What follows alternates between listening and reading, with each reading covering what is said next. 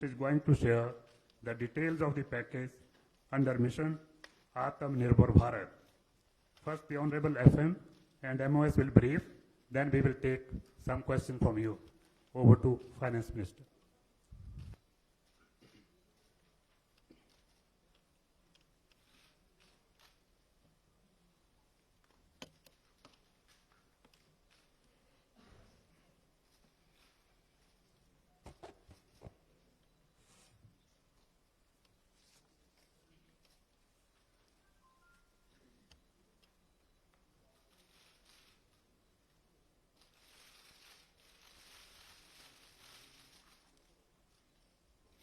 Good afternoon. Can you hear me with my mask or should I remove it? Are you okay? It's better now?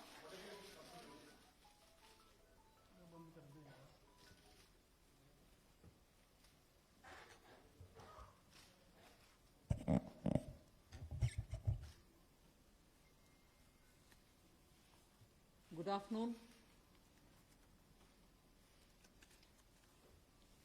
I'm sure all of you will have heard the Honorable Prime Minister speak last night to the nation. He laid out a vision, a comprehensive vision. And that vision was laid out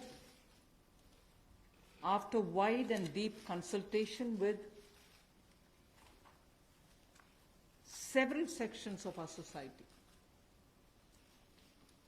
And these discussions were held at various levels, with various ministries, and also gradually taken up to the level of the Prime Minister's office. And the Prime Minister himself has been spending considerable time to make sure that the inputs obtained are given due consideration and they form a part of the package that's being given to the country.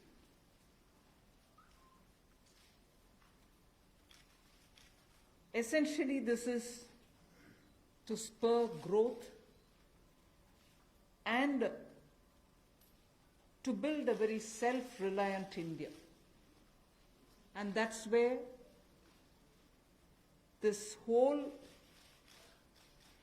initiative is called as Atmanirbhar Bharat Abhiyan. And the word Atmanirbhar India is the one which you will be hearing me say quite often.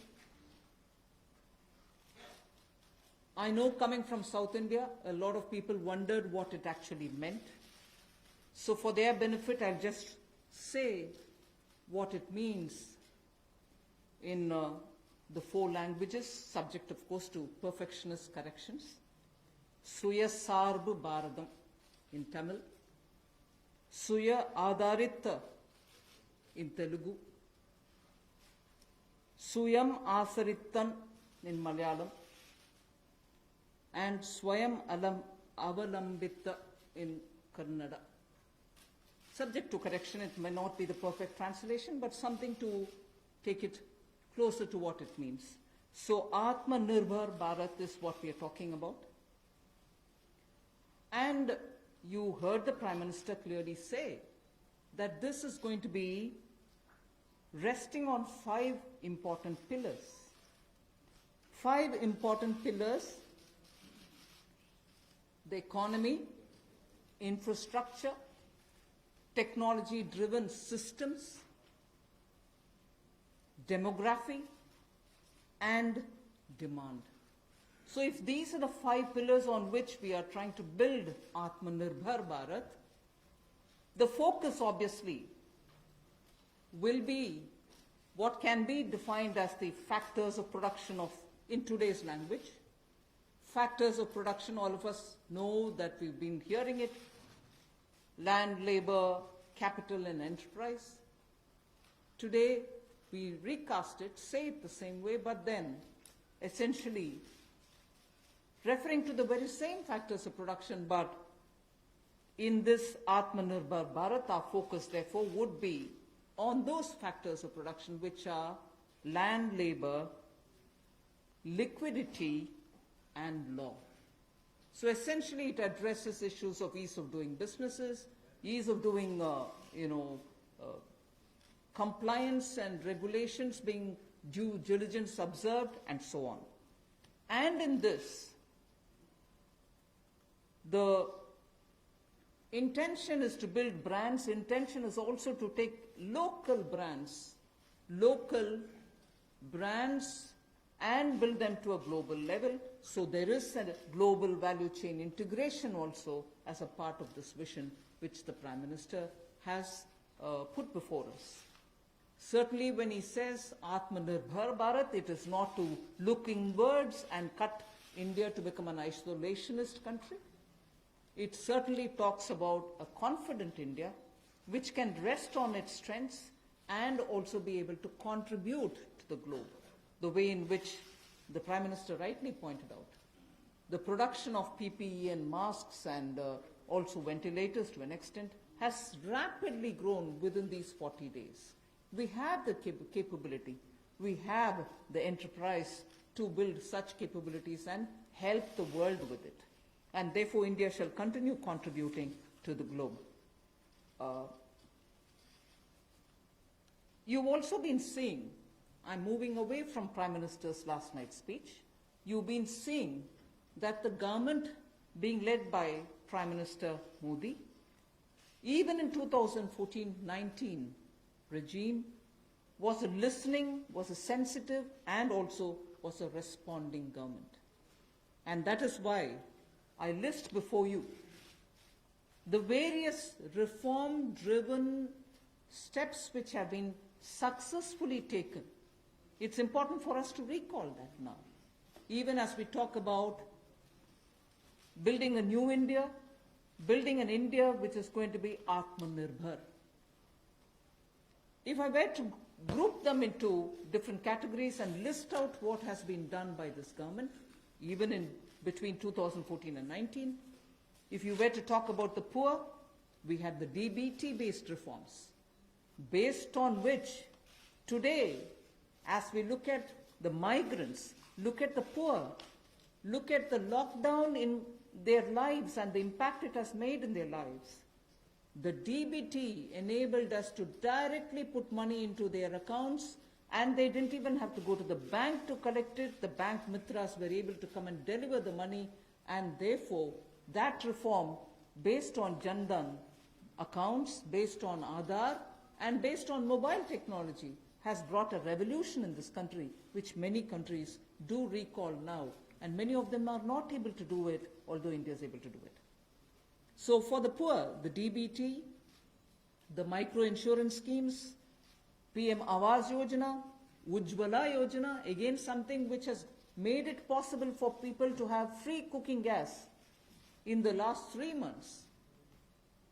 It wouldn't have been possible to reach out to the poor to have their cooking gas given unless the Ujjwala scheme was so successfully implemented. Swachh Bharat Abhiyan and Ayushman Bharat. And therefore for the poor, during the last tenure, the several schemes which benefited were all reform driven. If I were to talk about agriculture in the same spirit, PM Fasal Bima Yojana, PM Kisan Yojana, which again has come off handy, that we were able to front load the money to the Kisan during this lockdown. Otherwise it wouldn't have been possible. Creating new fisheries department, Krishi Sinchai Yojana, were all aimed at bringing reform in agriculture. Similarly, talking of business and also trying to bring in better business environment. PSB cleanups happened, public sector banks cleanup, after a heavy load of phone banking resulting in NPAs. Public sector banks recapitalization, FDI liberalization, ease of doing business reforms, which were taken down to the third level of administration governance, IBC reforms, GST reforms, and today because of the GST reforms, you're able to see what impact lockdown is having on small and medium businesses. And finally, reforms in other areas, very quickly to recall. National Highway Authority, the TOT plans, the airport privatizations, power sector reforms, which resulted in India becoming a power surplus country from shortages always. 175 gigawatts of solar targets out of 86 gigawatt has already been achieved out of that number. And cleaning up of the coal mine sector. These are all things which I would want to recall here before we talk about what we are offering in the Atmanirbhar Bharat. This is the foundation. This is the credential with which the Prime Minister has always been on the side of reform, reform for better living in this country, ease of living in this country.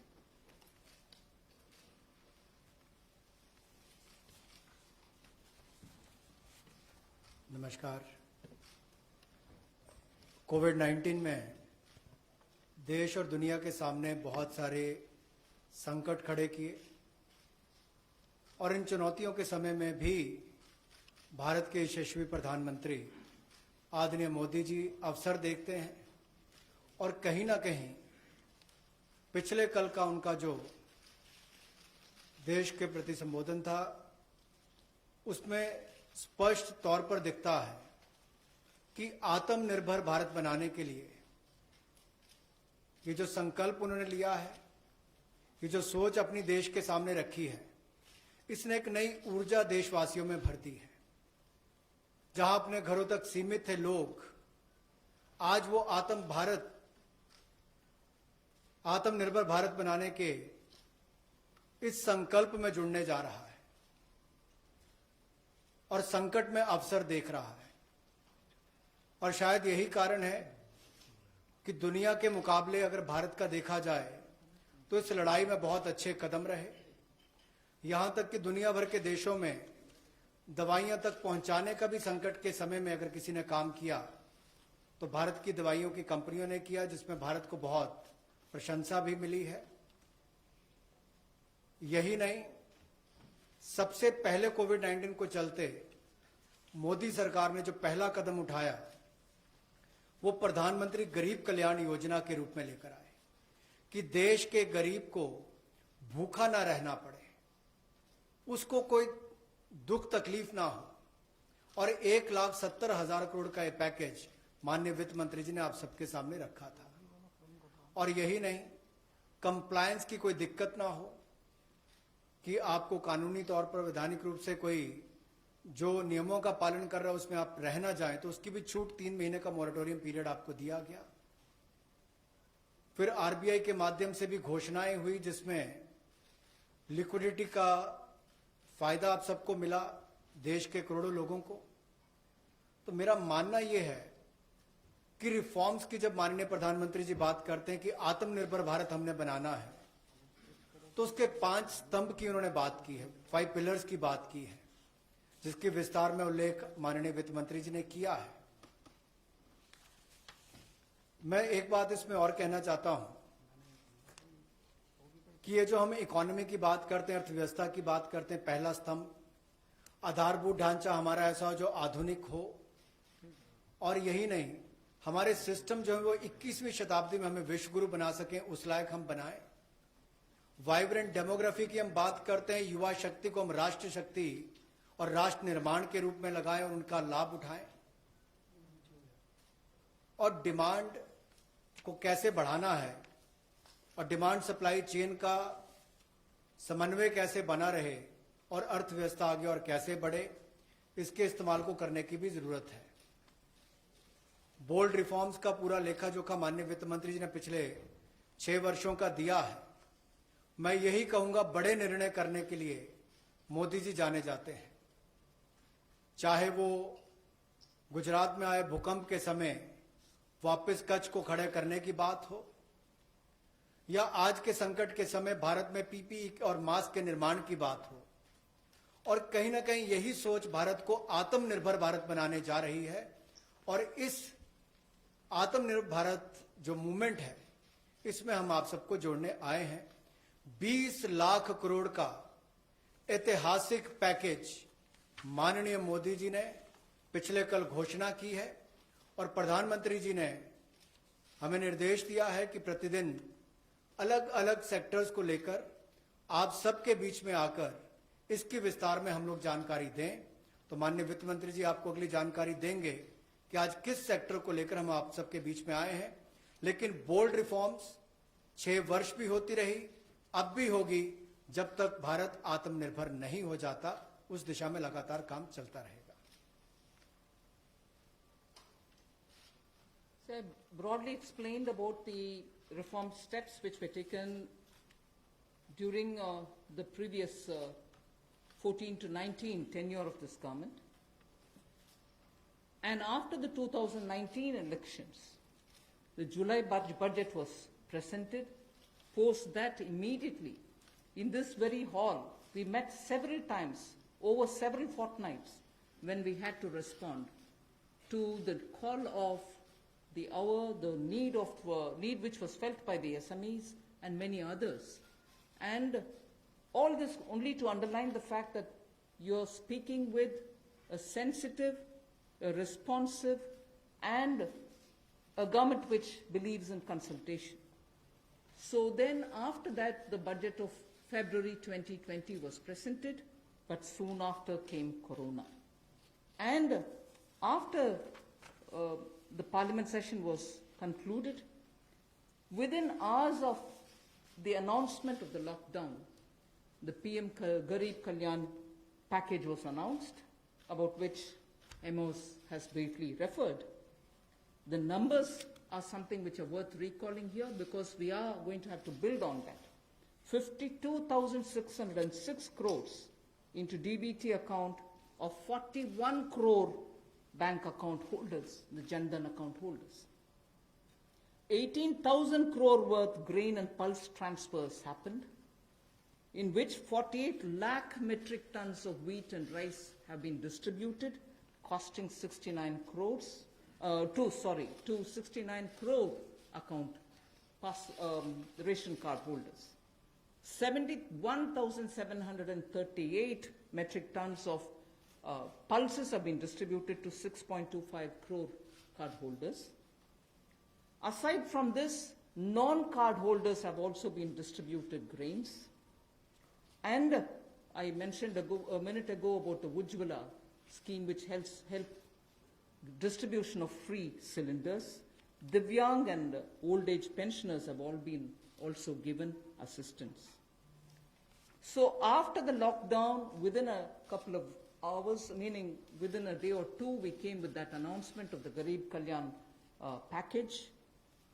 With that, there was also a compliance and also due diligence related deadline dates which were postponed so that ease of compliance could come in. Beginning today, I come over to speaking about today. Beginning today, for the next few days, I shall be coming with this entire team before you to put out the details of the vision which PM has put forth yesterday. So PM's vision for a self-reliant India, we will come with the details in various tranches beginning today, and we shall not forget in each of the tranches that we are talking about that we do have a responsibility towards the poor of this country, towards the needy of the country, towards the migrant workers of this country, the Divyang and the aged. So the tranches will of course be for all our convenience, suitably bringing grouped items which have some correlation. Alongside, you also had the Reserve Bank of India coming up with a lot of liquidity infusion, about which the data which will be shared with you all will go into greater detail about the quantum that they came up with, the LTROs and the TLTROs. I'm not getting into it so that you'll get the data, but we are not going into it. We also ensured, the Revenue Secretary is here, we also ensured that 18,000 crores of refunds through a special drive were given for all the income tax taxpayers. Drawback were also given the payments. So the intention being liquidity should be in the hands of the people. For all those who have up to 5 lakhs of refund dues, we cleared it. 14 lakh taxpayers have benefited because of that. So with that said, today the tranche has about 15 different measures, 6 of which pertain to the micro, small and medium enterprises. कुटीर लघु उद्योग के लिए 6 ऐसे कदम हम उठाएंगे. 2 relate to the employees provident fund. 2 relate to the NBFCs, housing finance corporations, and the MFIs, microfinance institutions. 1 relates to DISCOMs, 1 relates to contractors, 1 relates to real estate, and 3 are tax measures that we've taken. So I'll get into the detail of today's tranche of announcements. I said there are 6 major steps for the MSMEs. The first one, there is a collateral-free automatic loan for MSMEs which is being provided. This will give facility up to 3 lakh crores. 25 crore outstanding for those MSME units for whom 25 crore is the outstanding loan, or 100 crores whose turnover will benefit from this. These loans will have a 4-year tenure, and there will be a moratorium given for 12 months.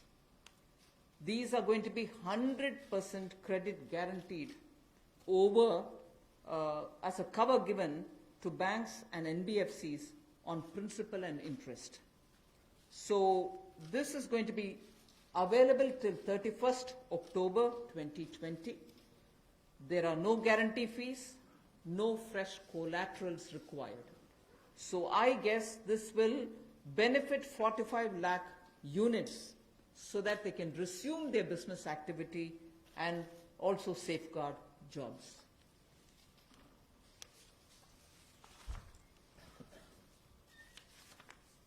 प्रधानमंत्री गरीब कल्याण योजना में जहां सबसे पहले Covid health workers के लिए 50 लाख रुपए की इंश्योरेंस पॉलिसी का प्रावधान किया गया था, वहीं पर 80 करोड़ गरीबों को 5-5 किलो गेहूं या चावल देने का प्रावधान किया गया और पूरे देश भर में पीडीएस के अलावा अतिरिक्त ये 5-5 किलो उनको दिया गया, पिछले महीने भी और इस महीने भी. इसके अलावा ये प्रति व्यक्ति 5-5 किलो था और प्रति परिवार दाल देने का भी काम किया गया 1 किलो. और इसके अलावा जो हमारे वृद्ध, विधवा, दिव्यांग हैं उनको भी जनधन खातों में सीधा पैसे डाले गए, 500-500 रुपये, 1000 रुपये उनको टोटल डाला गया. इसके अलावा जो 20.5 करोड़ जनधन योजना खाता धारक थे, ऐसे 41 करोड़ खातों में भी 52,606 करोड़ रुपया अब तक ट्रांसफर कर दिया गया है. 8 करोड़ उज्ज्वला योजना के जो उपभोक्ता हैं उनको मुफ्त में 3 महीने 1-1 सिलेंडर देने की बात हुई थी. जब तक उनको सिलेंडर की आवश्यकता है उसकी प्रक्रिया भी शुरू हो गई और दे भी दिए गए. यहां तक कि जो पीएम किसान के लिए भी 2,000 रुपया ऐसे करोड़ों किसानों के खातों में उसको ट्रांसफर कर दिया गया. तो जितनी घोषणाएं उस पीएम गरीब कल्याण योजना के अंतर्गत की गई थी उन पर सारे कदम भारत सरकार द्वारा उठाए गए और करोड़ों भारतीयों को इसका लाभ माननीय प्रधानमंत्री नरेंद्र मोदी जी के माध्यम से मिला है. जहां तक व्यापारी वर्ग की बात है, आम आदमी की बात है, कंप्लायंस का बर्डन उसके ऊपर ना आए, घर से बाहर नहीं जाते थे, तो उसके सामने जो संकट था कि वो कैसे समय सीमा रहते अपनी कंप्लायंस पूरी कर सके, उसमें भी उसको छूट दी गई और उसको भी 3 महीने आगे बढ़ाया गया, जिससे उसको लाभ मिला है. आरबीआई ने भी जो महत्वपूर्ण घोषणाएं की उससे लाखों करोड़ रुपए की लिक्विडिटी मार्केट में आई है, जिससे पूरे देश को लाभ मिला है. और इसकी जानकारी आप सबके सामने पहले भी रखी है, केवल आज एक बार फिर आपके ध्यान में लाने की जरूरत पड़ी तो उसको किया है. एक जो मीडिया के माध्यम से हमारी जानकारी हमें मिली और जो वीडियो कॉन्फ्रेंस और बाकी सब वार्तालाप बाकी लोगों से हुआ, मध्यम सूक्ष्म लघु उद्योग, कुटीर उद्योग, घरेलू उद्योग जो है, इन सब के सामने बहुत बड़ी मुसीबत थी कि पैसों की भारी कमी थी। इन सब के लिए क्या किया जाए, ये भारतीय अर्थव्यवस्था की रीढ़ है। ये जो हमारा सूक्ष्म लघु मध्यम उद्योग है, कुटीर उद्योग है, गृह उद्योग है, इन सब का एक बहुत महत्व है। 12 करोड़ से ज्यादा लोगों को ये रोजगार देते हैं। तो ऐसे कारोबार और व्यापार करने वाले, विशेष तौर पर एमएसएमई सेक्टर जो है, इसके लिए आज एक बहुत बड़ी घोषणा है कि collateral free automatic loan 3 lakh crore रुपए का मध्यम सूक्ष्म लघु कुटीर और गृह उद्योग को मिलेगा। इसमें किसी को अपनी ओर से कोई गारंटी, कोई कोलेटरल देने की आवश्यकता नहीं है और इसका समय सीमा भी 4 वर्ष की होगी और पहले 12 महीने यानी कि पहला 1 वर्ष उनको प्रिंसिपल रीपेमेंट नहीं करना पड़ेगा, इनके मूलधन का चुकाना नहीं पड़ेगा, मूलधन को नहीं चुकाना पड़ेगा और 12 महीने की इस पे छूट रहेगी और 4 वर्ष के लिए उनको ऋण दिया जाएगा। तो 3 लाख करोड़ रुपए का ये ऋण, ये हमने बगैर किसी गारंटी, बगैर किसी कोलेटरल के भारत के मध्यम सूक्ष्म लघु उद्योग, कुटीर और गृह उद्योग के लिए मोदी सरकार ने करके दिया है। I just move to the next one, which is about a 20,000 crore subordinate debt proposition which we are bringing. If the earlier one, which was just now explained by the MOS, was for standard MSMEs who, because of lockdown, couldn't move forward because they didn't have money, they didn't have cash coming in. So for buying raw materials or paying the wages, if they had a problem, you had that emergency credit line which we spoke about just a minute ago. Now I come to talking about subordinate debt through which we want to infuse about 20,000 crores. These are meant for stressed MSMEs. So if you're providing for the standard, you're now providing for the stressed MSMEs. Now the stressed MSMEs do have a problem of equity. So for them, through a subordinate debt provision, we want to provide about 20,000 crore liquidity. 2 lakh MSMEs are likely to benefit from this. The functioning of the MSMEs which are NPA or are stressed, all of them will be eligible. For this subordinate debt-based scheme, NPAs or stressed MSMEs will all be eligible for this.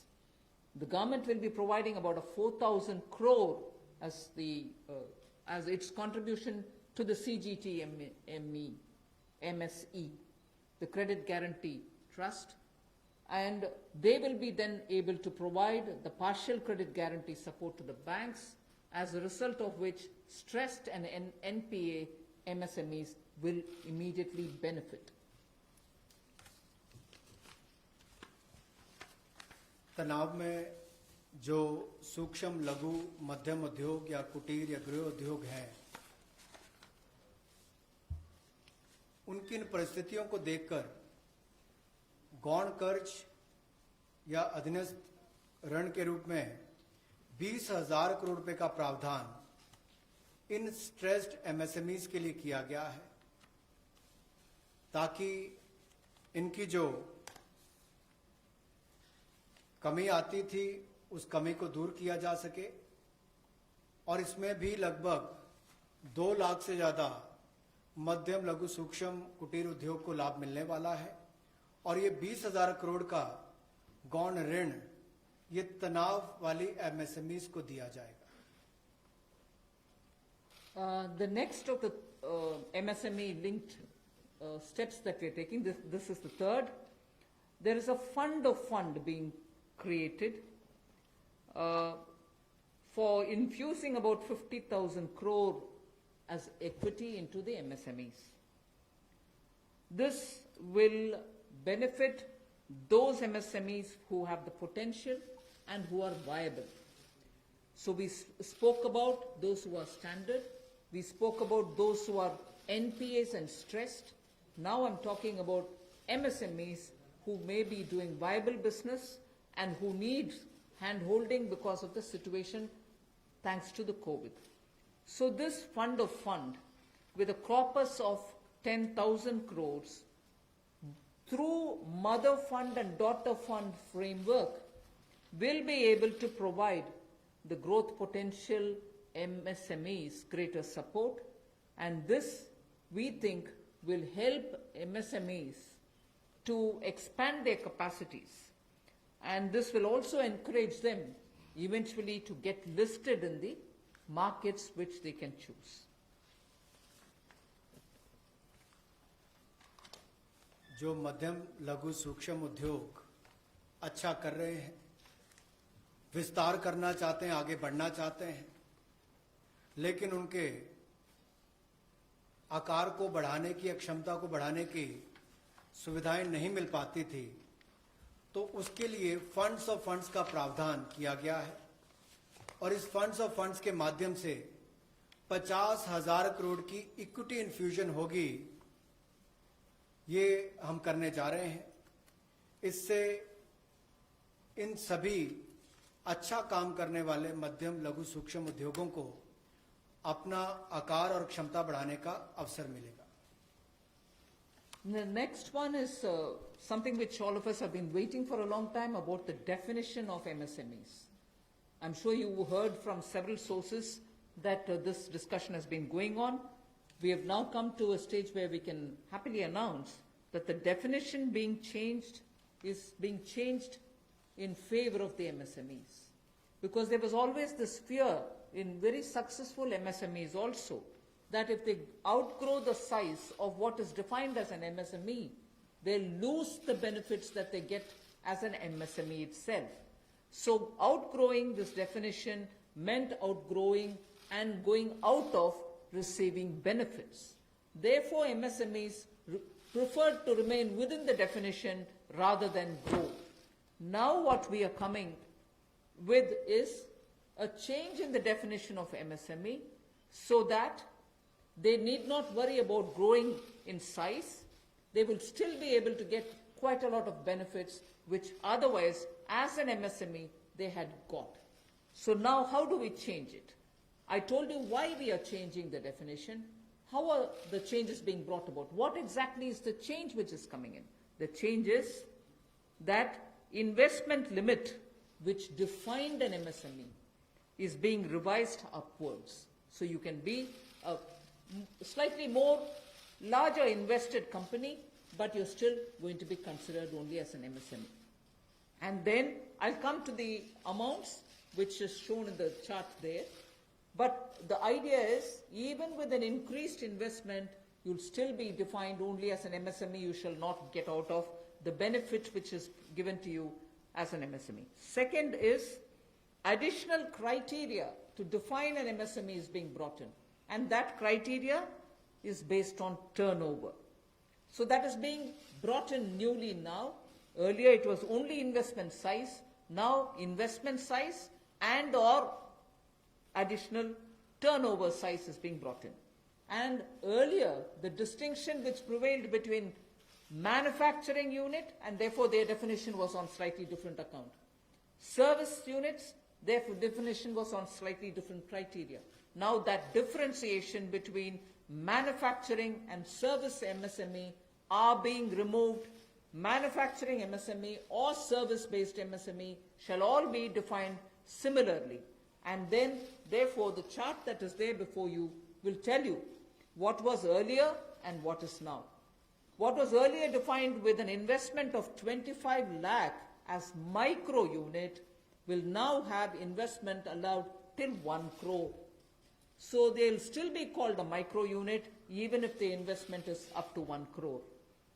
Now, in that, service investments of 10 lakhs were called as micro earlier. Now, because the distinction is removed, service also will have the benefit of being called a micro unit even if the investment is 1 crore. Over and above it, I did say that in addition to investment as a definitional criteria, we are bringing in the criteria of turnover also. So now your investment can be up to 1 crore and your turnover can be up to 5 crore. You shall be called as micro. This or that. Your investment can be 1 crore and your turnover can be 5 crore. Up to 5 crore, you will be micro enterprise. And so on. So small will be up to 5 crore, manufacturing enterprise.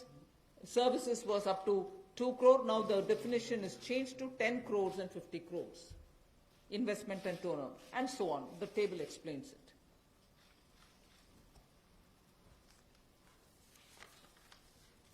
सूक्ष्म लघु मध्यम उद्योग में इसकी परिभाषा में कम दहलीज होने के कारण ये लगातार संकट रहता था कि अगर हम इससे बाहर जाएंगे तो हमें जो हमारे बेनिफिट्स मिलते हैं, लाभ मिलते हैं, उससे हाथ धोना पड़ेगा। और यही कारण था कि हमारे कुटीर सूक्ष्म लघु उद्योग कभी बड़ा बनने का सपना नहीं देखते थे, और सपना देखते भी थे तो ये जो सीमा इसके लिए रखी गई थी, कम दहलीज थी, इसके कारण ये बड़े नहीं हो पाते थे। और कहीं ना कहीं जो आज कंपटीशन है उसमें फिर ये बहुत पीछे रह जाते थे। वर्षों लंबित मांग है, वर्षों से मैं सुनता आ रहा हूं, चौथी बार एमपी बन गया, कब से शुरू हो रही, आज तक वही मांग है। मैं धन्यवादी हूं प्रधानमंत्री मोदी जी ने इस पर यह कदम उठाने के लिए कहा है। और जो पहले क्राइटेरिया था कि मैन्युफैक्चरिंग यूनिट जो है वो 25 लाख से कम इन्वेस्टमेंट की होगी तो माइक्रो में आएगा, और सर्विस एंटरप्राइज जो थी वो 10 लाख तक की अगर उसने इन्वेस्टमेंट की होगी तो माइक्रो में आएगा। अब इसमें एक बदलाव किया गया है कि निवेश की लिमिट को तो बढ़ाया गया है, साथ में कारोबार को भी जोड़ा गया कि आपने व्यवसाय या कारोबार कितना उस वर्ष में किया है। तो इसको इन्वेस्टमेंट को बढ़ाकर माइक्रो के लिए 25 लाख से बढ़ाकर 1 करोड़ तक की जो इन्वेस्टमेंट करेगा वो माइक्रो यूनिट कहलाएगा। और ये मैन्युफैक्चरिंग और सर्विसेज दोनों के लिए एक ही क्राइटेरिया रहेगा, तो सर्विस सेक्टर को भी माइक्रो में आने का लाभ मिला है। तो 1 करोड़ से कम निवेश करने वाले को माइक्रो इंडस्ट्री में जो 5 करोड़ तक का व्यापार कारोबार करेगा उसको माइक्रो कहा जाएगा। स्मॉल वाले के लिए 10 करोड़ तक का निवेश और 50 करोड़ तक का कारोबार करने का प्रावधान, और मीडियम जो है उसमें 20 करोड़ तक का निवेश और 100 करोड़ तक की टर्नओवर। तो आप कल्पना कीजिए कि कल तक जो शायद मीडियम वाले के लिए आता था वो आज आपके स्मॉल वाले के लिए भी उससे बेहतर ऑप्शंस आकर खड़ी हो गई। तो इससे हमारे कुटीर सूक्ष्म लघु मध्यम उद्योग को बहुत बल मिलने वाला है। एक और बैंकों का हाथ पकड़ना, पैसा देना, दूसरी तरफ से डेफिनेशन चेंज करके उनके आकार और क्षमता को बढ़ाने का अवसर देना, ये अपने आप में क्रांतिकारी कदम इस दिशा में लिया गया है। I move to the fifth step in the MSMEs. I said total 6 measures are getting announced today. Of the 6, the fifth one is that for government procurement, tenders up to 200 crores will no longer be on global tender route, meaning global tenders will be disallowed in government procurement for tenders up to 200 crores. Why is this being done? Majority of the MSMEs in India were unable to supply those big mother units, as you may call, large companies, who they were serving all the while. Suddenly the conditions became, based on the global tenders, unmatchable by our MSMEs. So they were disqualified from supplying to companies for whom they actually grew as ancillary units. As a result, many of our MSMEs were not anymore able to participate in supplying products to many of these large units. So by bringing this condition now, we are saying for global tenders worth 200 crores or less, particularly for government procurement, they need not be global tenders at all. So this will make MSMEs do their business with a lot more confidence and carry on with it. Self-reliant India will also then be able to serve Make in India, because small units can now be participant in government purchases. पिछली 2 slides में भी आपने देखा होगा कि कुटीर सूक्ष्म लघु मध्यम उद्योग के लिए जो बड़े कदम उठाए गए हैं, 3 लाख करोड़ के कोलेटरल फ्री और कोई नई गारंटी दिए बिना एक और से ऋण उपलब्ध करवाना, उसके अलावा जो बाकी कदम उठाए गए और उनकी परिभाषा बदलने का काम भी किया गया, तो ये कदम उससे एक और स्तर ऊपर है कि ये सब बदलने के बाद उनको कामकाज जब मिले तो कंपटीशन में कहीं ना कहीं अनफेयरनेस जो होती थी उसमें हमारे लोकल उद्योग वो पीछे रह जाते थे। तो लोकल को बल, लोकल से ग्लोबल तक जाने की बात जो कल तक प्रधानमंत्री जी ने कही, उसी दिशा में एक ये कदम है। लोकल के लिए वोकल भी, लोकल को बल भी, लोकल से ग्लोबल भी। तो ये इसीलिए ग्लोबल टेंडर्स जो हैं ये 200 करोड़ तक से कम वाले जो हैं, इसमें यानी कि 200 करोड़ से कम वाले में ग्लोबल टेंडर्स नहीं होंगे। इसमें हमारे सूक्ष्म लघु मध्यम उद्योग को लाभ मिलेगा और कहीं ना कहीं आत्मनिर्भर भारत की जो हम बात करते हैं उस दिशा में कदम ये भी उठाया गया है। The sixth step towards MSMEs is post-COVID, trade fairs, exhibitions are going to be very difficult.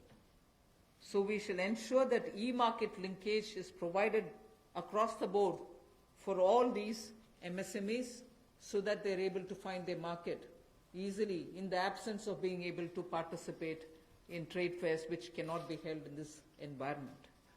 Also, very importantly, Government of India and also CPSEs, where there are receivables by MSMEs, we now announce that within the next 45 days, all their receivables will be cleared.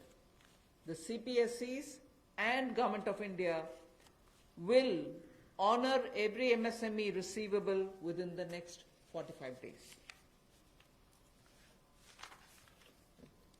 इसी तरह से एक बार फिर कुटीर सूक्ष्म लघु मध्यम उद्योग के लिए ये जो चुनौतियां कोविड-19 के समय शुरू हुई कि घरों तक सीमित होना पड़ा और आप कहीं जाकर सामान बेचने में दुविधा आती थी, तो ई मार्केट लिंकेज करने की बात की, क्योंकि ई कॉमर्स का आजकल जमाना भी आया है, वो भी होगा। और इसके अलावा व्यापार मेलों में कैसे वो इन्वॉल्व हो सके, उनका शामिल होना हो, प्रदर्शनियों में उनकी पार्टिसिपेशन हो सके, इसके लिए कदम उठाए जाएंगे। और जो हमारे सार्वजनिक केंद्र उपक्रम है उसमें जो अगर उनके कोई पेंडिंग पेमेंट्स है, सरकारी है या पीएसयूज में है, उनको भी अगले 45 दिनों में बल देकर वापस उनकी पेमेंट हो, ऐसा प्रयास किया जाएगा ताकि जल्द से जल्द उनकी पेमेंट हो, ताकि उनको राहत मिल सके। I now move to talking about EPF. You were aware during the Pradhan Mantri Garib Kalyan package, some measures were extended for the EPF.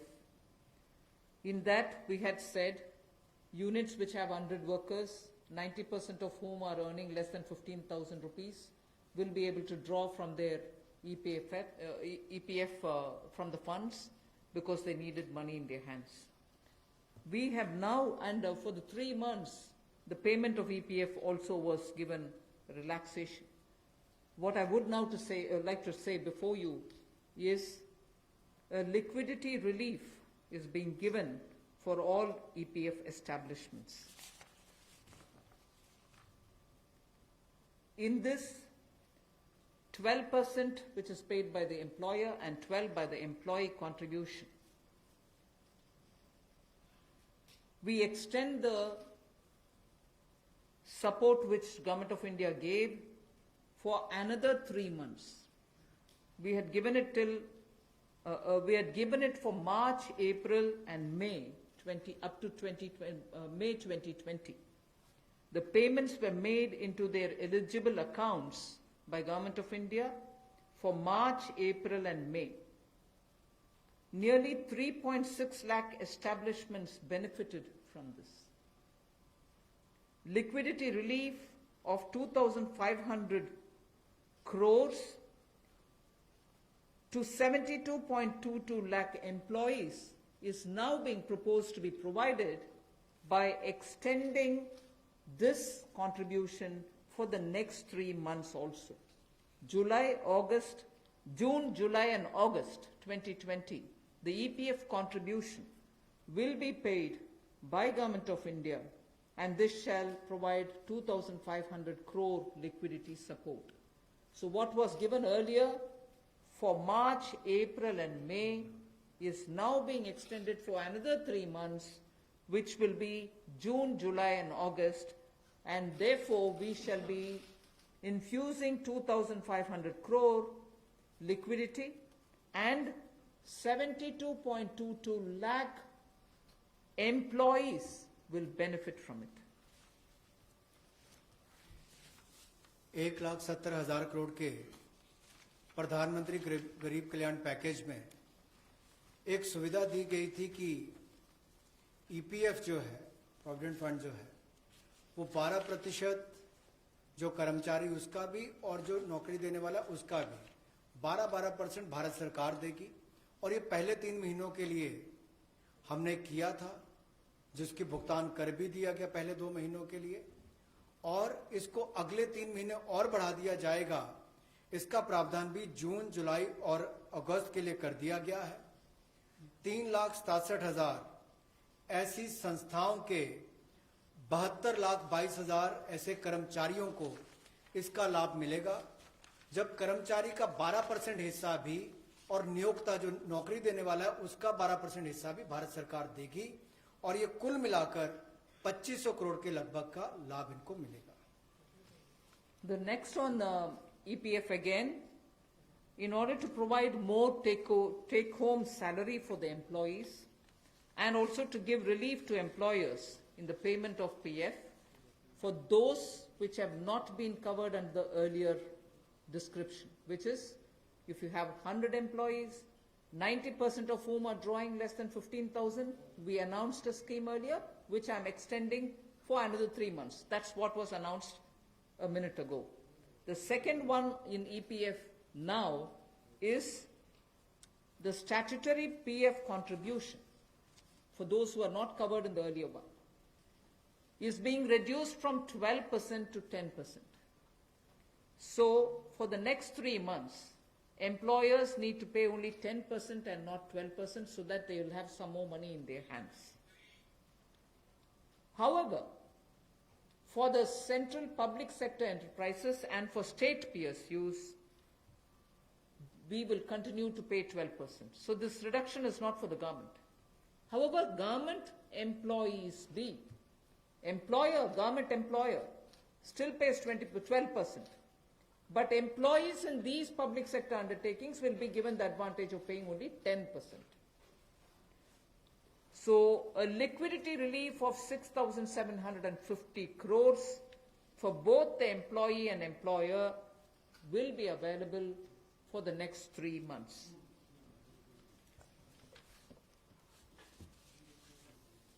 एक और प्रावधान, क्योंकि आज के समय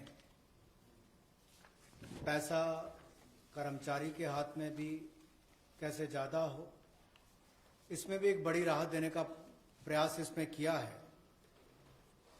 कि जो ईपीएफ कंट्रीब्यूशन है, जिनका ईपीएफ का योगदान है, वो ऐसे संस्थानों के लिए और कर्मचारियों के लिए 12% से कम करके 10% अगले 3 महीनों के लिए किया गया है।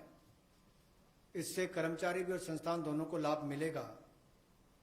लेकिन जो सरकारी हमारी संस्थान है, सेंट्रल पीएससीज हैं, इनके लिए 12% ही रहेगा, उसमें कोई बदलाव नहीं किया गया है। तो इससे कुल मिलाकर 6,750 करोड़ रुपए का लिक्विडिटी सपोर्ट इनको मिलेगा और एक तरह से 6,750 करोड़ रुपया ज्यादा इनके हाथ में आएगा। The next one is about non-banking financial companies, housing finance corporations, and microfinance institutions. We have been hearing in spite of a lot of steps which the RBI took, in spite of all the provisions that we made between the July budget and the February budget, it was felt that the NBFCs were not able to get enough resources. And particularly, some NBFCs which were not very highly rated had particular difficulties in comparison to the others. So, Government of India now launches a 30,000 crore special liquidity scheme. Under the scheme, investment will be made in both primary and secondary market transactions where investment grade debt papers, this is not infusing equity, this is taking and buying debt papers of NBFCs, housing finance corporations and microfinance institutions. And not high quality debt papers, they can be investment quality also. So this we expect will have an impact on those struggling NBFCs who need money to carry on with business. And these NBFCs are also those who have been funding MSMEs. So in order for these NBFCs to keep their network of MSMEs served, this infusion is absolutely necessary. And these securities with which you're going to buy these debt papers will be fully guaranteed by Government of India. They will be fully guaranteed by Government of India. We hope that this will also bring in a lot of difference for NBFCs who have access to small and micro units, and therefore we want to ease the flow of credit through these NBFCs who have only not so good debt papers in their hands. गैर banking वित्तीय कंपनियां NBFCs या फिर हमारे housing finance companies और micro finance institute, इन सब के लिए जो इनके पास लिक्विडिटी की कमी आती थी, धन का अभाव होता था, उसके लिए ये नई योजना लेकर आए हैं जिसमें 30,000 करोड़ रुपए का विशेष तौर पर प्रावधान किया जाएगा। स्पेशल लिक्विडिटी स्कीम ये होगी जिससे इनके धन की आपूर्ति भी होगी और इसके माध्यम से जहां एक और हाउसिंग सेक्टर को बल मिलेगा, एमएसएमई सेक्टर को बल मिलेगा, उसका भी लाभ हमारी अर्थव्यवस्था में और नीचे आम आदमी को पहुंचेगा और इसका पूरी तरह से गारंटी भारत की सरकार देगी। The next facility also for the NBFCs is to give 45,000 crore liquidity infusion through a partial credit guarantee scheme for the NBFCs in particular. This is an existing scheme, but we are expanding its scope. Expanding its scope only because it will now cover borrowings such as primary bond issued, the commercial papers. So all these will constitute the liability side of the balance sheet, but we are getting into that area also.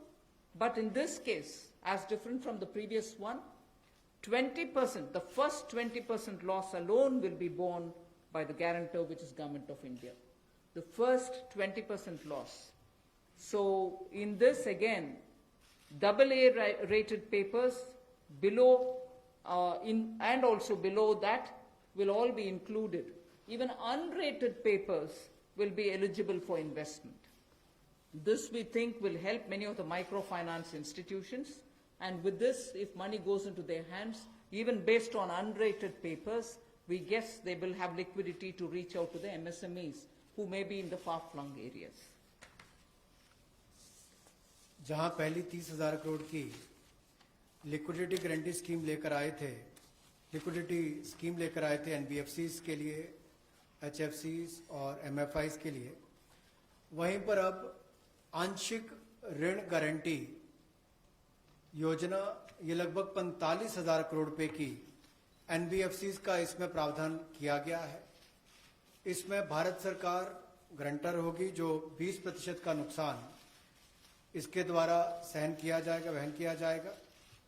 और यही नहीं, इसमें AA paper और इससे भी नीचे वाले जो है उसको भी इसमें पैसा मिल पाएगा, ऋण मिल पाएगा। और इसके अलावा जो अनरेटेड पेपर एलिजिबिलिटी है इन्वेस्टमेंट के लिए, वो भी इसमें प्रावधान किए गए हैं ताकि ज्यादा इसका स्कोप बढ़ सके, ज्यादा लोगों को इसका लाभ मिल सके और कुल मिलाकर इससे भी नई लैंडिंग जो है यानी कि कर्जा दिया जा सके सूक्ष्म लघु मध्यम उद्योग को और आम नागरिकों को भी मिल सके, उसके लिए इसका प्रावधान किया गया है। I move over to talking about the DISCOMs. DISCOMs today are facing unprecedented cash flow problems. They desperately need help. Otherwise, they are unable to pay the power generating companies. You know, all the states, DISCOMs are in serious crisis. So in order to help them, there is a emergency liquidity injection, which is happening to the extent of 90,000 crores.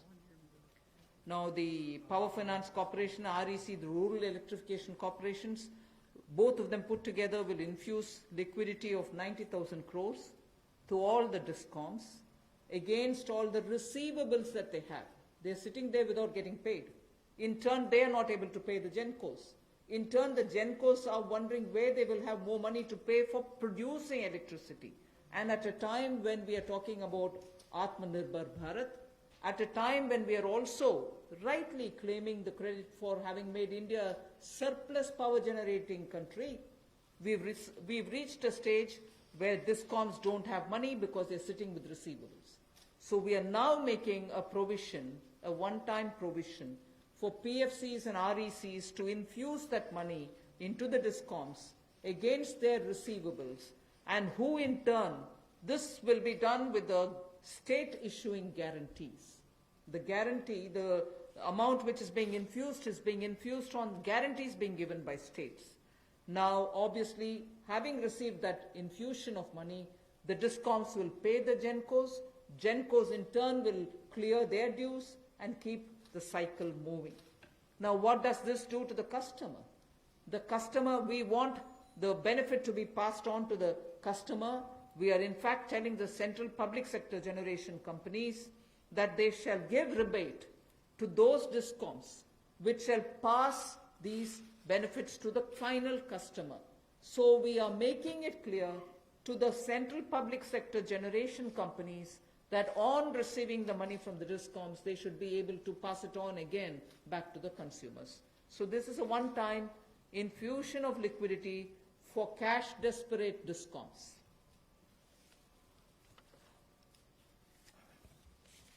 बिजली वितरण कंपनियों की आय में जो भारी कमी आई है और लेनदारी जो इनके कई राज्यों से बढ़ी है, उसके कारण भी ये अभूतपूर्व नकदी प्रवाह की स्थिति इनको देखनी पड़ रही है। इन परिस्थितियों में आम उपभोक्ता को भी नुकसान ना हो, बिजली उत्पादन करने वाले भी और बिजली वितरण करने वाले भी इस अभूतपूर्व समस्या में कहीं उलझकर ना रह जाएं, इसके लिए 90,000 करोड़ रुपए का प्रावधान डिस्कॉम्स के लिए किया गया है, बिजली वितरण कंपनियों के लिए किया गया है। और ये 90,000 करोड़ रुपया जो बिजली वितरण कंपनियों को दिया जाएगा वो पावर फाइनेंस कॉरपोरेशन और रूरल इलेक्ट्रिफिकेशन कॉरपोरेशन के माध्यम से दिया जाएगा।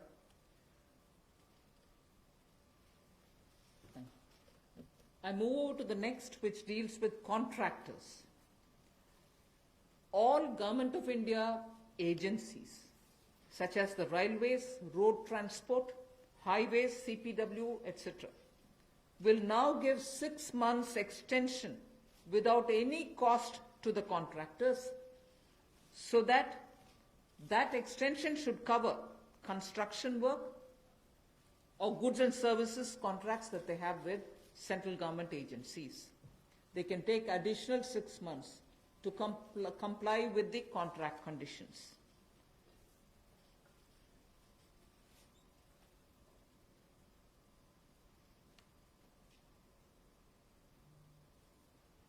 I didn't get it.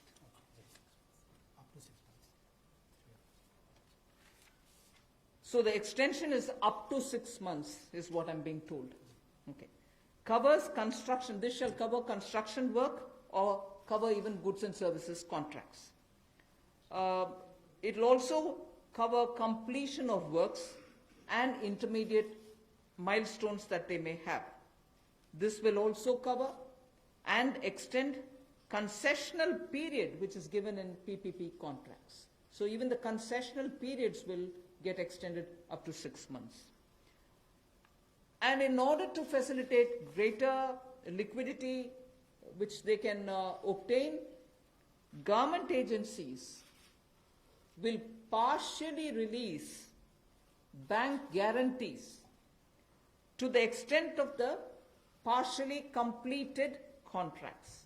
So if a particular contract is completed to some extent and not fully, to that some extent, the partial bank guarantee will also be released so that their cash flow will improve.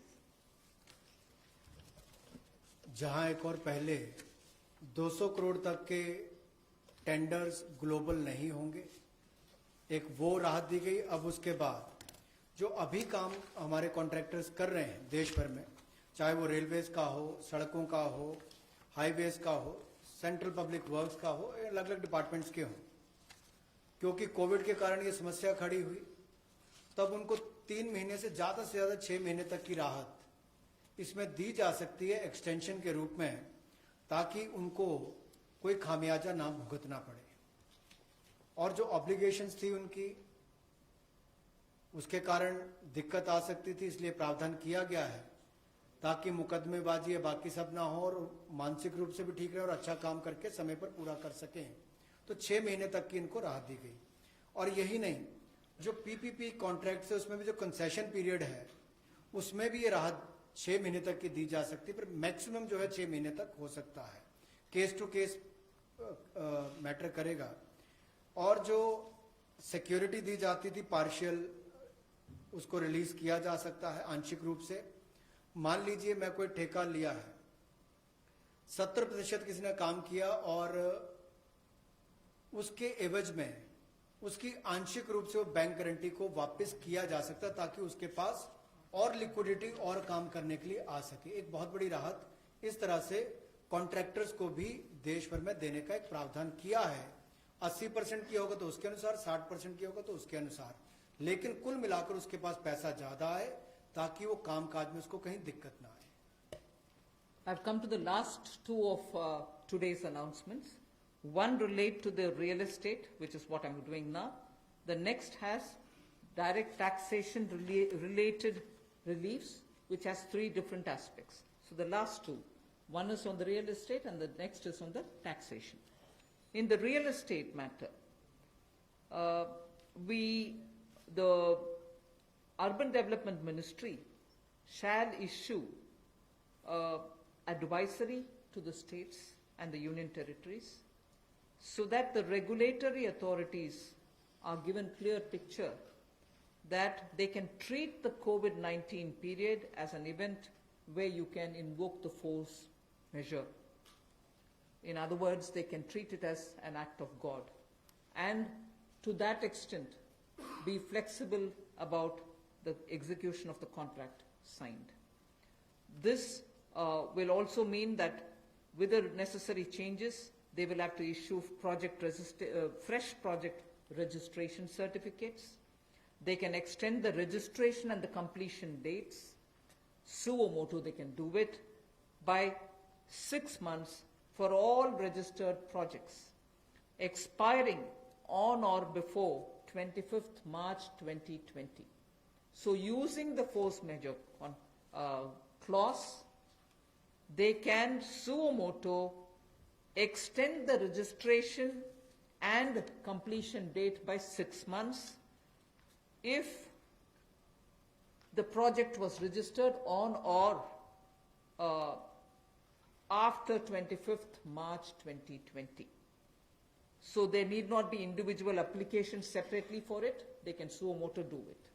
They can also issue fresh project registration certificates automatically with revised timelines. So this way, people who had entered into a contract and got fixed because of the coronavirus will not suffer.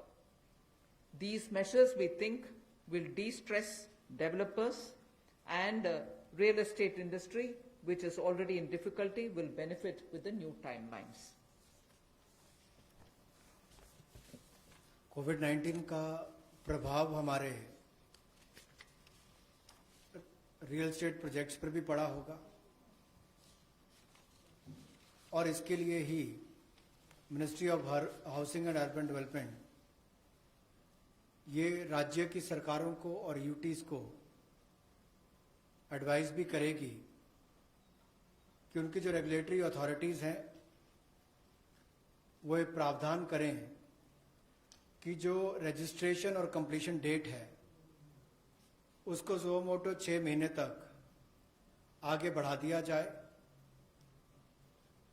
और इसकी जो 25 मार्च तक जो expiry date थी यानी कि उसको 6 महीने तक आगे बढ़ा दिया जाए और इसमें कोई इंडिविजुअल एप्लीकेशंस मंगवाने की आवश्यकता नहीं है। जो 25 मार्च तक थी उसको वैसे ही 6 महीने तक का आगे विस्तार कर दिया जाए, उसको आगे अवधि को आगे बढ़ा दिया जाए। रेगुलेटरी अथॉरिटीज को भी यही अनुरोध किया गया है और इसमें ministry of housing and urban affairs के माध्यम से जाएगा कि 3 महीने तक पीरियड उसको भी आगे बढ़ा दिया जाए और जो फ्रेश प्रोजेक्ट रजिस्ट्रेशन सर्टिफिकेट्स हैं वो भी रिवाइज टाइमलाइंस के साथ दे दिए जाए। तो इसी तरह से रेरा के अंतर्गत जो टाइमलाइंस है उसको आगे बढ़ाने की जो बात कही गई है इसमें विस्तार में कही गई। I move over to talking about the tax-related proposals, which is my last.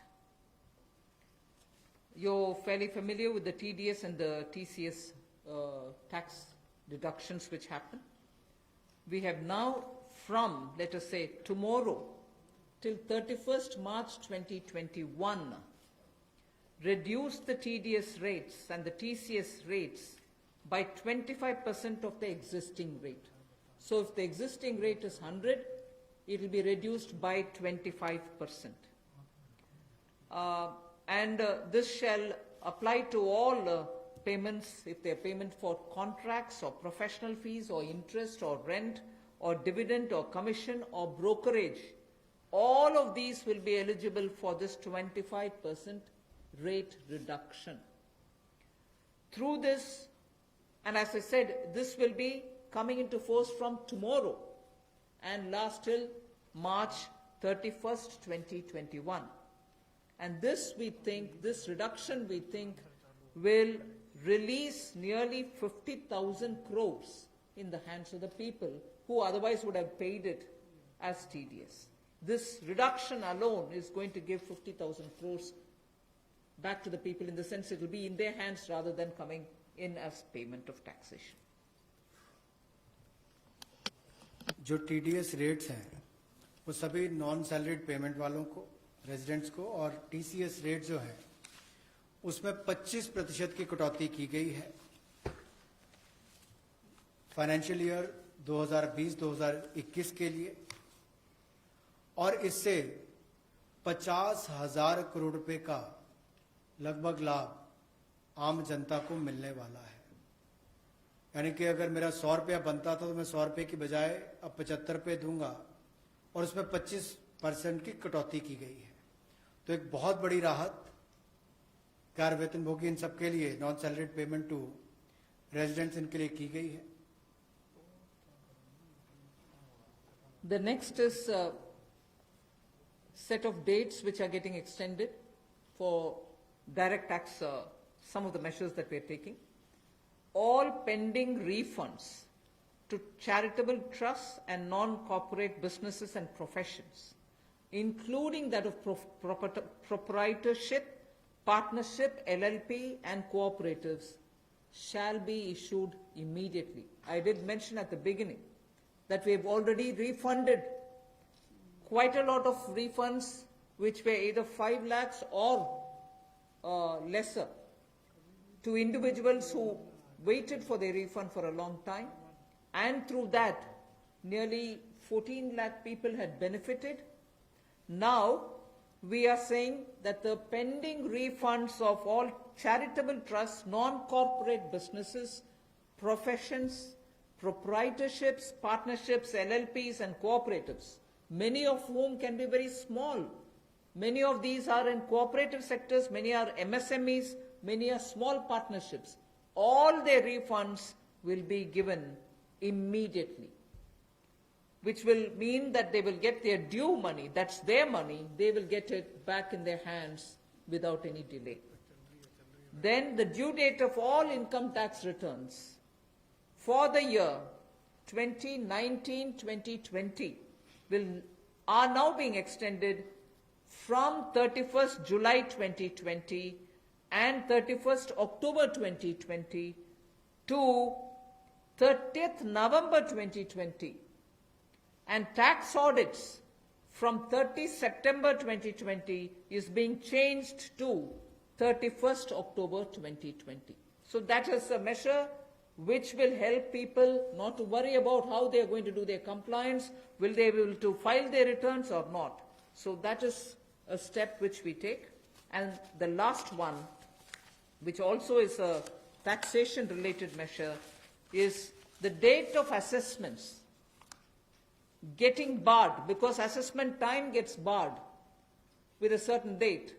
We are conscious of it, we have taken cognizance of it, so we are saying date of assessments getting barred as on 30th September 2020 is now being extended to 31st December 2020. So 3 months extension is being given so that date of assessment doesn't get barred as of September 2020, it can wait till December 2020.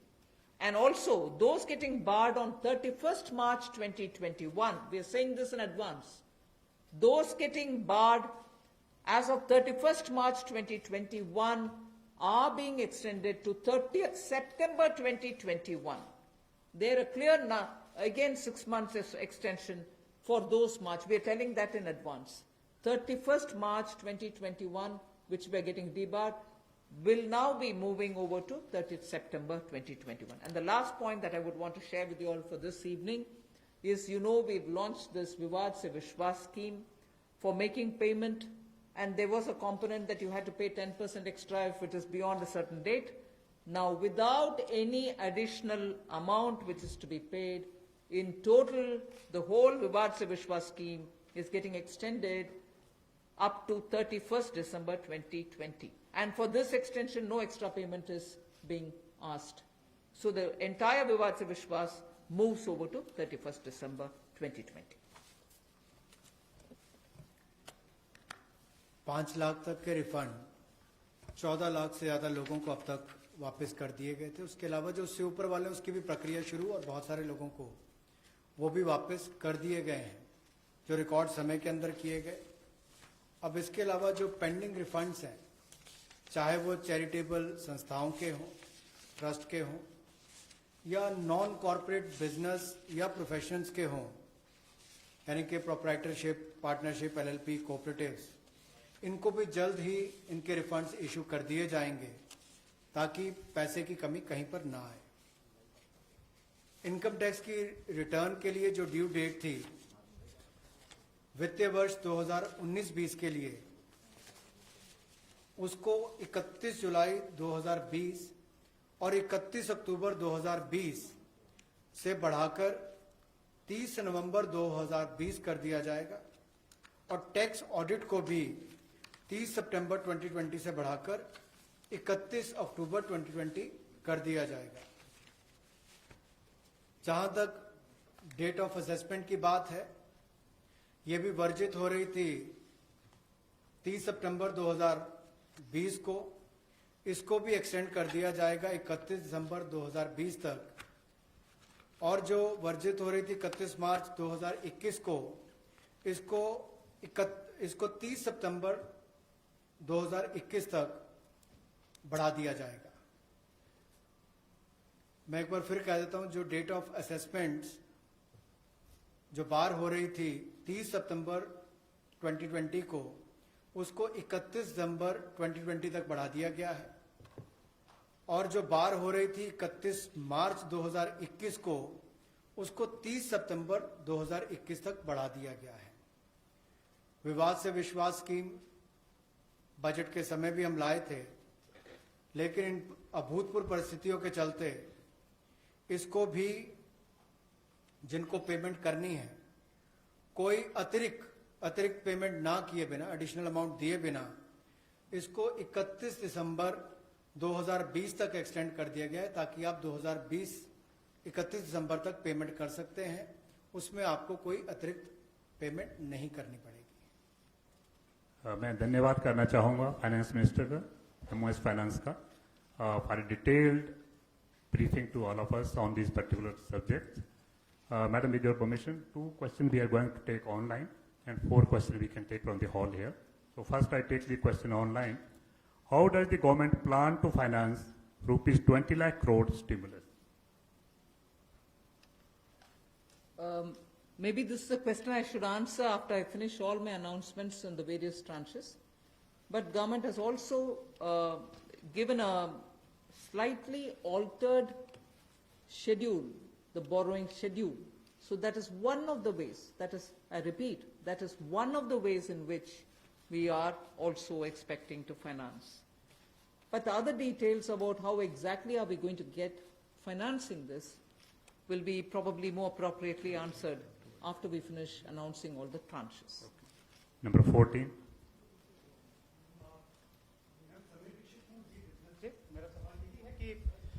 Borings को लेकर के पहला सवाल था, इस पे थोड़ा सा अगर आप और बताना चाहें कि इतने बड़े पैकेज के लिए सरकार फिलहाल बोरिंग को लेकर के क्या योजना है, आने वाले वक्त में किस तरीके का और प्रावधान करने की योजना है, और दूसरा ये कि जो बैंक गारंटी, जो लगातार बैंक पिछले 2-3 महीने में ये बात को लेकर के चिंतित थे कि कुछ सेक्टर्स पर लोन देने के लिए वो ज्यादा पॉजिटिव नजर नहीं आ रहे थे और बैंक गारंटी, सरकार से गारंटी को लेकर के वो लगातार अपील कर रहे थे। ऐसे में आपको लगता है कि इस बड़े पैकेज के बाद में बैंक की तरफ से लोन देने की शुरुआत हो पाएगी और लिक्विडिटी फ्लो की जो कोशिश है उसको कामयाबी मिलेगी?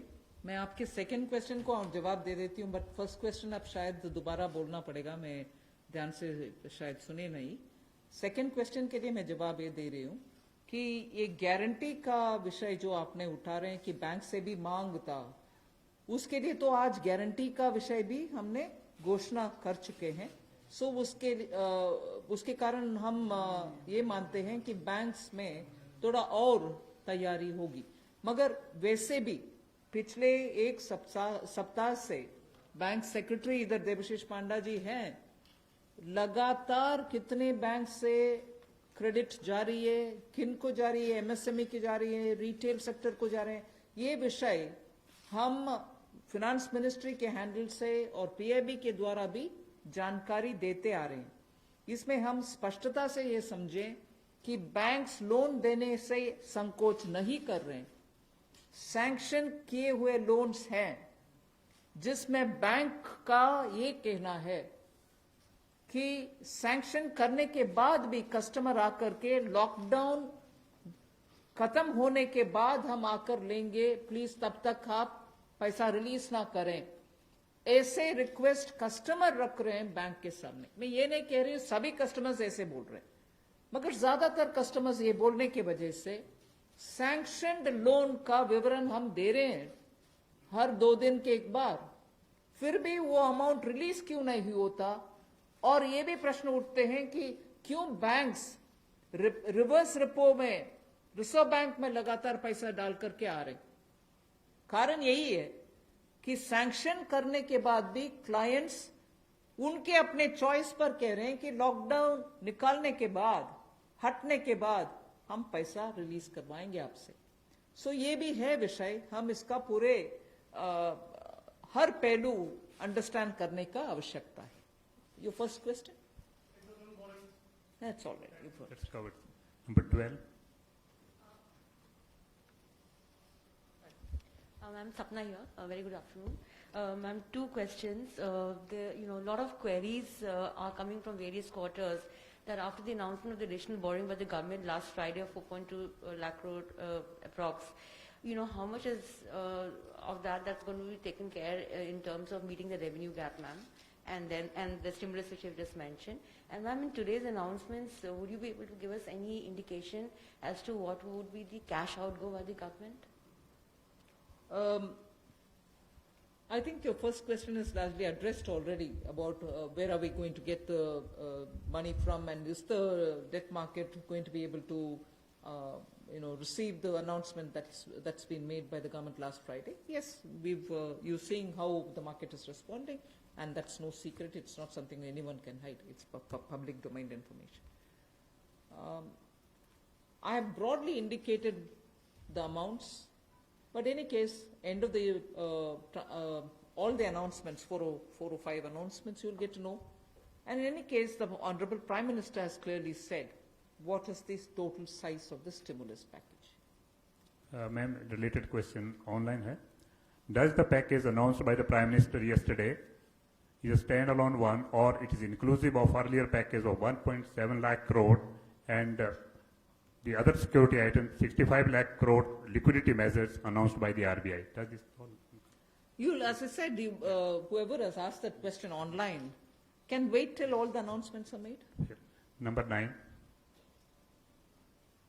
Ma'am Monika ji business ma'am MSME sector में पहले से ही बहुत ज़्यादा लिक्विडिटी क्रंच था और यूके सिन्हा कमेटी ने ये सारी रिकमेंडेशंस पहले से ही दे दी थी, तो इतना समय क्यों लग गया? क्या हम लॉकडाउन का इंतजार कर रहे थे?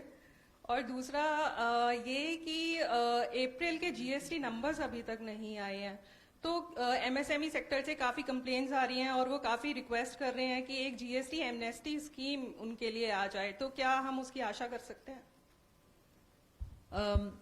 एमएसएमई के लिए अभी इतनी सारी घोषणा, पता नहीं मुझे क्यों आप उसको लॉकडाउन के लिए हम कौन इंतजार करते हैं जी लॉकडाउन के लिए? आप क्षमा कीजिए, मुझे कैसे उसका जवाब देना है पता नहीं चल रही है। मगर एमएसएमई के लिए हम धीरे धीरे जुलाई बजट में भी घोषणा किए, उसके बाद पार्शियल गारंटी का अनाउंसमेंट भी हुआ, फरवरी के बजट में भी एमएसएमई के लिए बहुत सारे कदम हमने उठाए, और अभी कॉम्प्रिहेंसिवली स्ट्रेस्ड हो, एनपीए हो, सस्टेनेबल और वायबल यूनिट्स हो, उन सब के लिए अलग अलग हिस्से पर एमएसएमई के लिए स्टेप्स उठा रहे हैं। और जीएसटी रेवेन्यू के ऊपर रेवेन्यू सेक्रेटरी को मैं बोलूंगी कि प्लीज। नंबर 13। आपने जो सवाल पूछा कि जीएसटी का जो अप्रैल महीने का फिगर अभी तक डिक्लेयर नहीं किया है, आपको मालूम है कि जीएसटी के जो रिटर्न्स फाइलिंग के डेट्स है वो सब एक्सटेंड हो गए हैं। एक बार जब अगर एक्सटेंड कर दिया जाए कि हमने बहुत सारे रिटर्न्स कहा है कि जून तक भरना है, या जो 5 करोड़ से ज़्यादा के जो लोग हैं उनको भी हमने टाइम दिया है, तो एक्सटेंशन देने के बाद अब जो ये जो फिगर्स है इसके बारे में स्पष्ट स्थिति जो है सो हमें 30 जून तक ही मिल पाएगा हमें।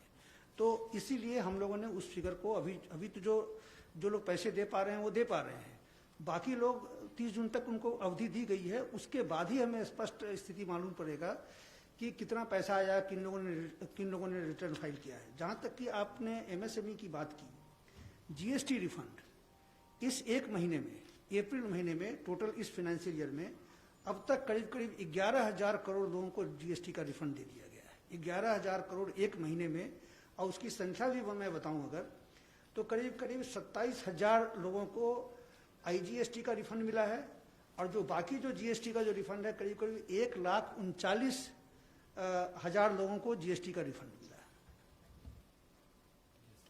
Madam Sunil Prabhu, NDTV. Just 2-3 points. One, of course, was on the fiscal deficit. Where do you keep the target now?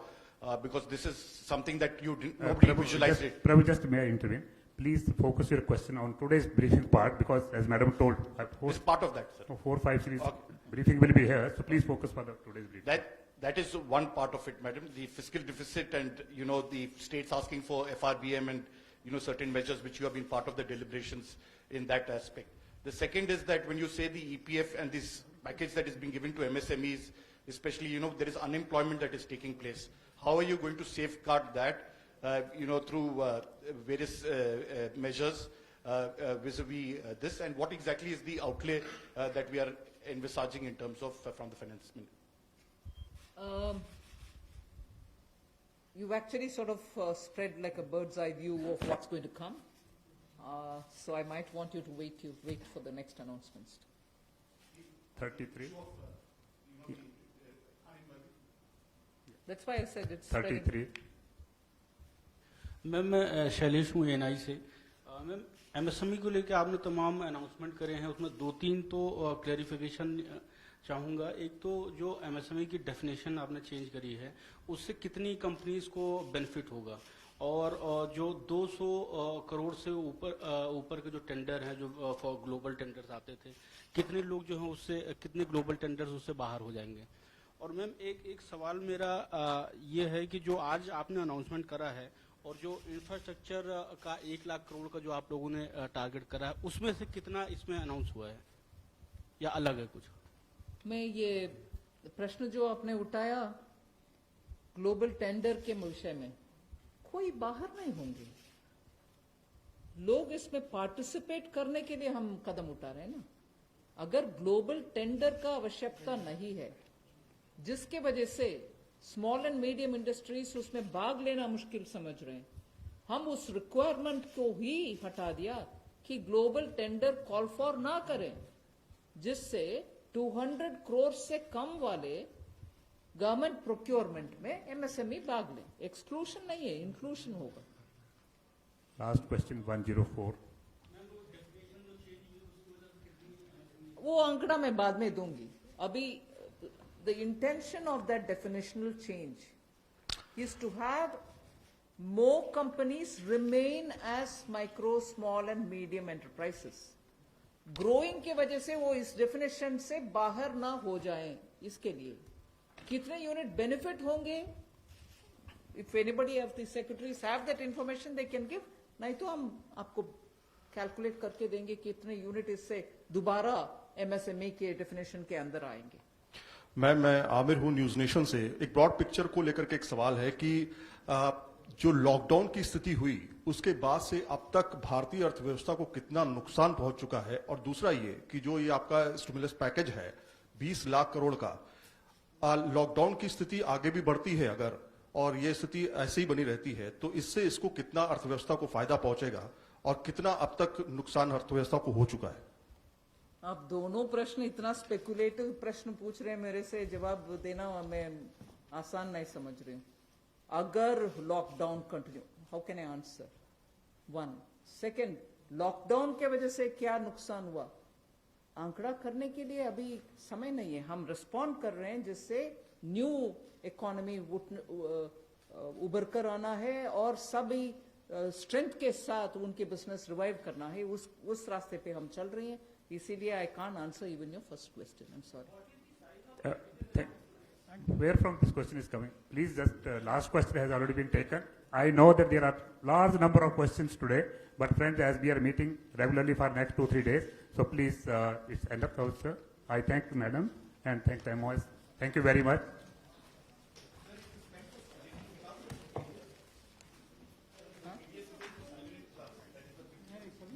No, everybody, regular salary वाले भी, non regular salary वाले भी, it's not.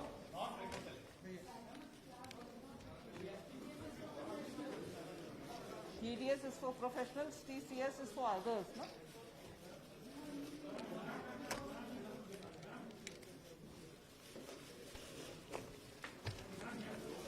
Thank you.